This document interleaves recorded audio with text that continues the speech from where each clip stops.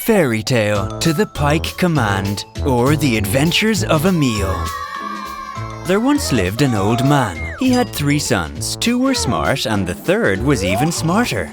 The name of the most intelligent son was Emil. Emil was smart but lazy. He said to his brothers, "Let's work.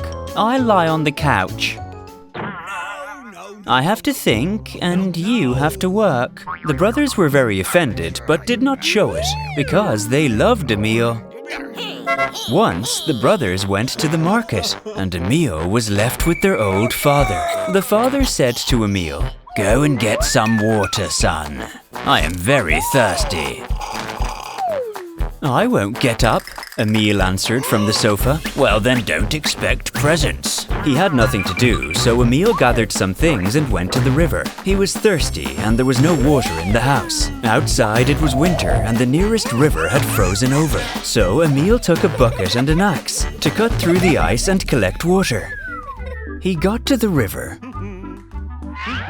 cut a hole in the ice and scooped up a bucket of water, thinking to himself, "We live in the 21st century and I have to go to the river for water." Suddenly, out of the hole which Emil had made, the huge toothy head of a pike appeared.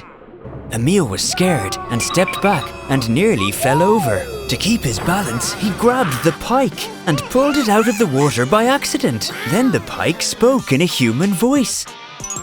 "Let me go, young man, and I'll be nice to you." For the first time in his life, Emil saw a talking pike and was very surprised. "I'd rather eat you," Emil said. "Do not eat me. I can fulfill your every wish, Emil." "It even knows my name," Emil thought in horror and said, almost in a whisper, "I don't believe you. You are just a fish."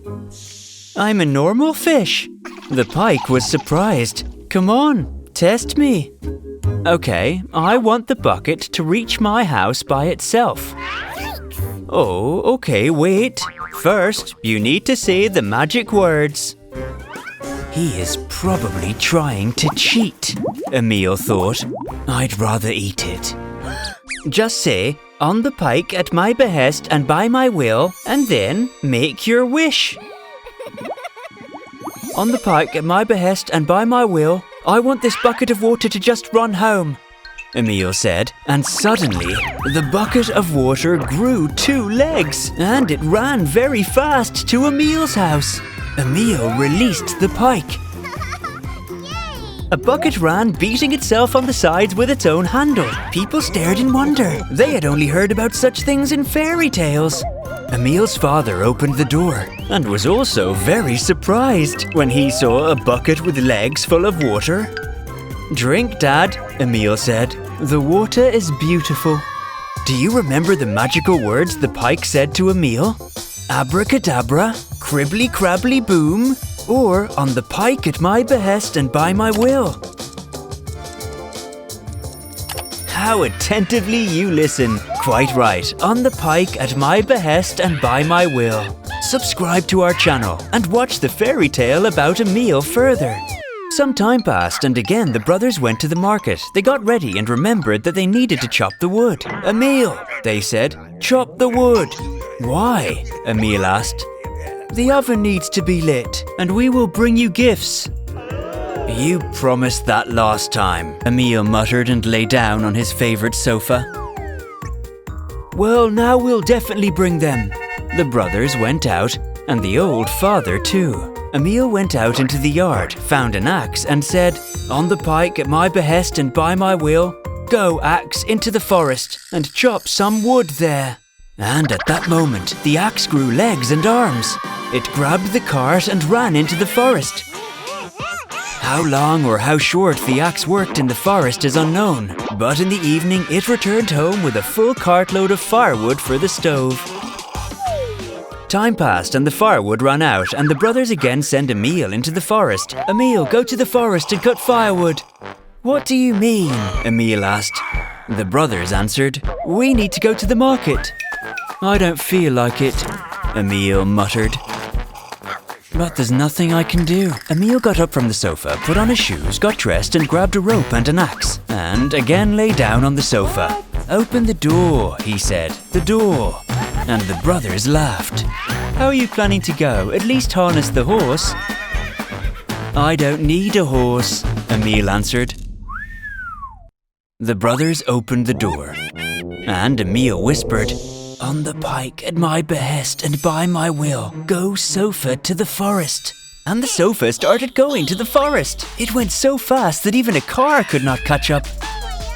And it had to go through the entire village to get to the forest, which scared a lot of people. People were yelling, "Stop it! Get him!" But Emil paid no attention to them and rode on the couch chuckling. He got to the forest and said, "On the pike at my behest and by my will, chop, firewood, hatchet, and you, firewood, put yourself on the sofa.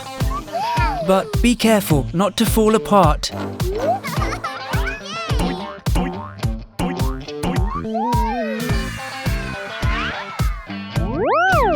The firewood stacked itself on the sofa. "On the pike at my behest and by my will, go home sofa." And the sofa rushed home, going through the village and scaring everyone. People ran from their houses and began yelling at Emil on his sofa. Emil whispered, "On the pike at my behest and by my will, make the people leave me alone and start fighting among themselves." The people began to fight, and Emil went home. Before long, or rather shortly after, the biggest boss in the village learned about Emil's pranks and sent his assistant after him. "Find Emil and bring him to me."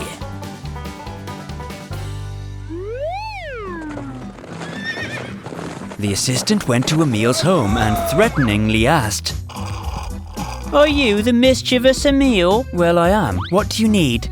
"Get dressed quickly. We're going to see my boss." "I don't feel like it." "Come on, Emil, please. You will be fed and given water there and candies with marmalade, and he will give you fashionable clothes." Emil thought a little. Okay, you go ahead and I'll be there soon too." The assistant left. Emil lay down a little more and whispered again under his breath, "On the pike at my behest and by my will, go sofa to the big boss." And the sofa got up and went. The boss looked out the window, surprised. "What kind of miracles are these?" "That's Emil. He's come to see you on his couch." The boss went out on the porch and met Emil and said to him, "People are complaining about you, Emil. You scare them a lot." "Why did they get in the sofa's way?" Just then, Emil saw the boss's daughter, Maria, in the window. She was watching him through the glass. Emil whispered, "On the pike at my behest and by my will, let the boss's daughter fall in love with me." After he said this, he got on the sofa and went back home. He was lying on the sofa at home again watching TV, and Maria missed Emil and was crying. She asked her father to marry her to Emil, for she loved him so. The boss was sad, but there was nothing he could do. They had a wedding, and then Emil became the biggest boss. And Maria's father helped him. Well, and as the pike lived in the lake, so he continued to live. And only Emil knew about it, but didn't tell anyone, because such secrets must be kept from all. Here the fairy tale ends, and whoever watched, well done.